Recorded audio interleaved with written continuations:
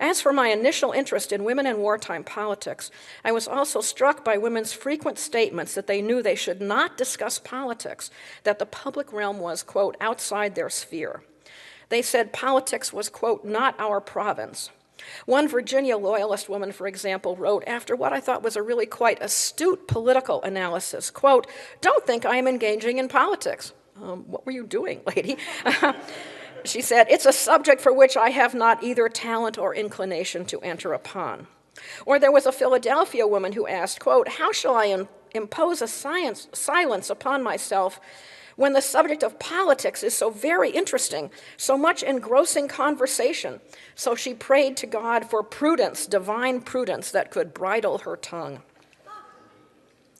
Now, what was the origin of such statements, I asked myself, and that supplied some of the initial impetus for my next book, Founding Mothers and Fathers, which turned to the beginnings of European settlement in North America and which contrasted settlers' experiences in New England and the Chesapeake. There were other questions in my mind as well as I embarked on that research. After writing 2 books on the Revolution, I wanted a change.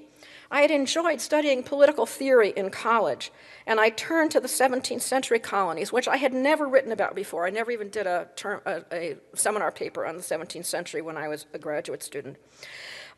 Because of a particular theme prominent in secondary works about that era. Studies of both the family and political theory in early modern England explored the so-called family analogy, the common way of thinking that drew parallels between the structure of the family and the structure of the state until John Locke and other Republican philosophers theorized a state that originated in agreements among men.